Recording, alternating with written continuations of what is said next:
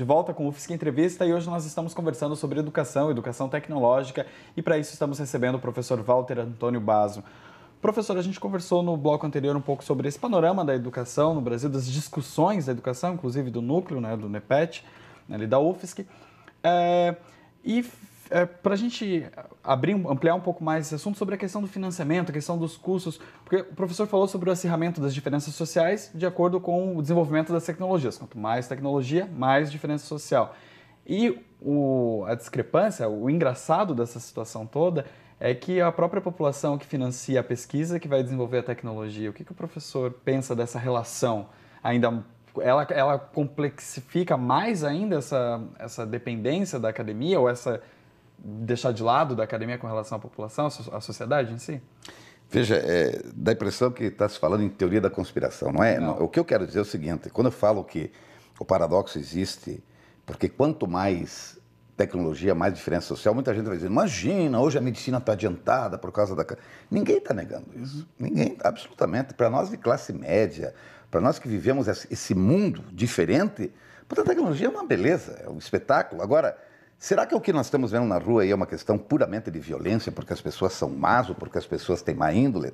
Absolutamente não, é uma questão de recursos, de igualdade, etc, etc. Então são essas questões que eu quero trazer à tona, que nós poderíamos ter um mundo melhor. E não é discurso ideologicamente de esquerda ou de direita. Essa ideologia de direita e esquerda acho que já era, uma ideologia humana hoje. Ou nós pensamos nessas questões voltadas ao ser humano, ou por uma questão de sobrevivência, nós vamos para o saco. Veja, até que ponto essa horda, entre aspas, sem tom pejorativo, vai ficar esperando dizer, escuta, mas por que tantos estão gozando com a ciência e com a tecnologia e nós estamos aqui sempre a ver essa farra total que existe aí? Então, veja, é esse paradoxo, e parece que as pessoas não se dão conta, que isso tem que ser sanado. Esse consumo excessivo, daí vai dizer, não, mas se não consumir, não produz. Se não produz, não tem emprego. Se não tem emprego, realmente é uma equação muito... Entende o que eu quero dizer? Que a equação é muito mais complexa do que há tempos atrás. Então, são essas questões que eu acho que sejam na educação tecnológica, na educação social, seja na área que for, tem que ser trabalhada. Por mais que a gente queira se desviar, por mais que a gente queira varrer isso para baixo do tapete. Daí você vai me perguntar sobre o livro.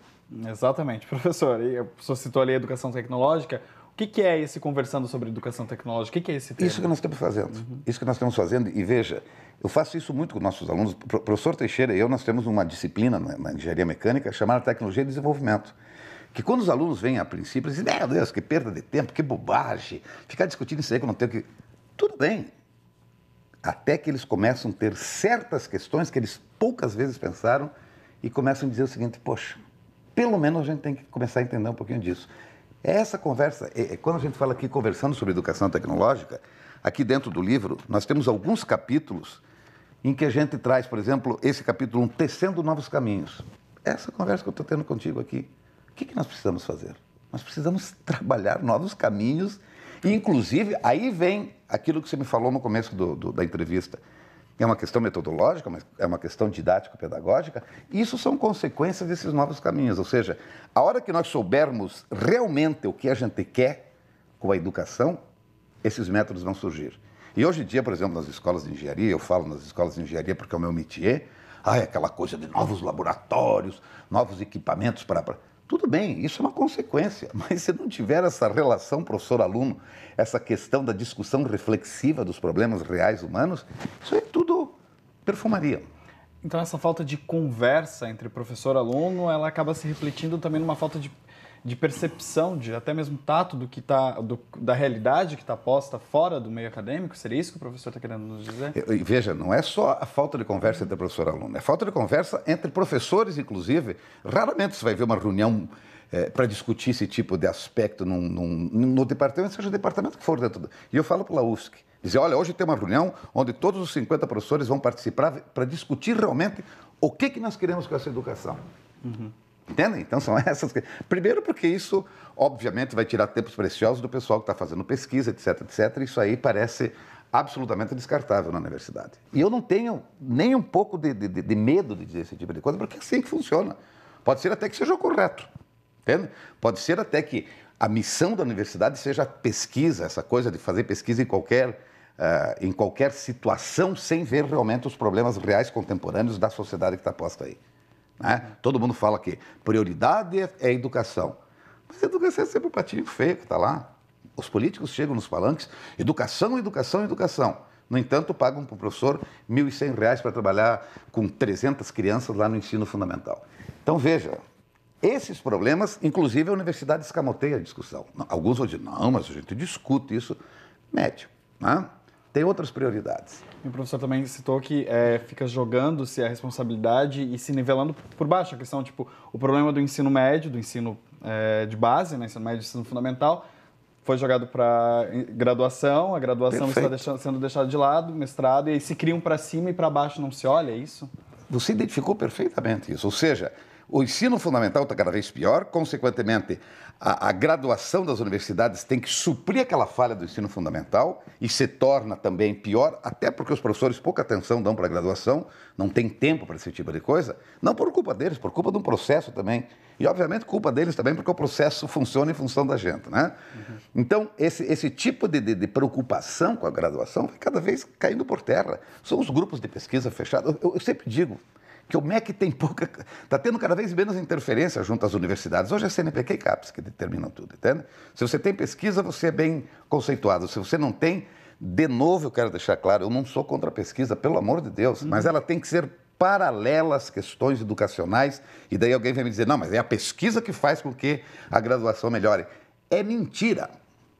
A graduação melhora a hora que tiver mais interesse dos professores e dos alunos em discutir questões postas na sociedade que está aí.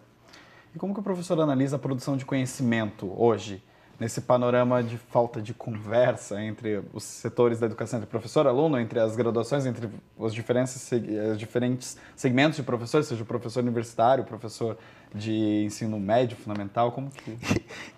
Qual é o panorama? Isso aqui pode ser que vai falar, eu vou ser cobrado por muita gente, não tem problema.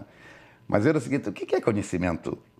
O que é conhecimento? Primeiro, uma discussão bastante profunda, que obviamente nós não teríamos tempo de fazer aqui, isso, né? Mas e por que eu tenho que ensinar matemática na universidade não, na educação básica, e não ensino capoeira? Por que a música foi tirada? Que a gente, que na época que eu era menino, tinha música, tinha educação física. Por que essas coisas foram tiradas? E que isso dava a formação humana cada vez mais consistente, porque o atropelo hoje da busca de alguma coisa para não sei o quê, fez com que os currículos fiquem extremamente técnicos. Então, você tem que ensinar matemática, física, química, biologia. Nem todos vão ser cientistas, e nem precisa, e nem queremos que isso seja. Então, a universidade, desculpa quando eu falo universidade, o ensino fundamental, ele tem que ser mais gostoso para que as pessoas sintam o seguinte, nós temos que aprender vida aqui, não só essa questão. Hoje, você vê o seguinte, hoje eu não tenho mais tempo para nada. Você vê os paradoxos, né? Com celular, televisão. Hoje as pessoas não têm mais tempo para si. Isso se reflete no ensino também. E isso não é uma questão de que... Isso é deliberado. Existe um poder hegemônico dizendo o seguinte, olha, o ensino tem que ser assim porque daí o status quo se mantém.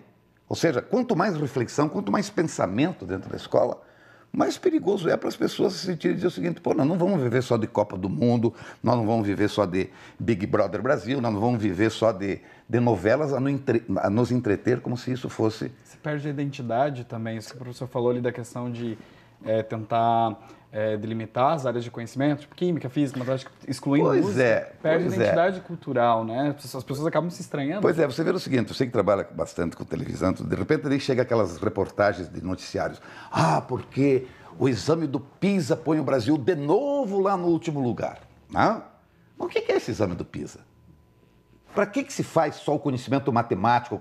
Por que não se faz o conhecimento cultural, o conhecimento de solidariedade? Entende? É muito complicado esse tipo de coisa. E quando eu estou falando isso, não estou dizendo que seja errado ou certo. Estou dizendo que tem que ser repensado. A questão toda da educação no mundo hoje é colocada em função de um comportamento de acordo com o que é a civilização contemporânea. E é contra isso que eu acho que nós temos... Contra não, é sobre isso que nós temos que trazer os nossos estudos.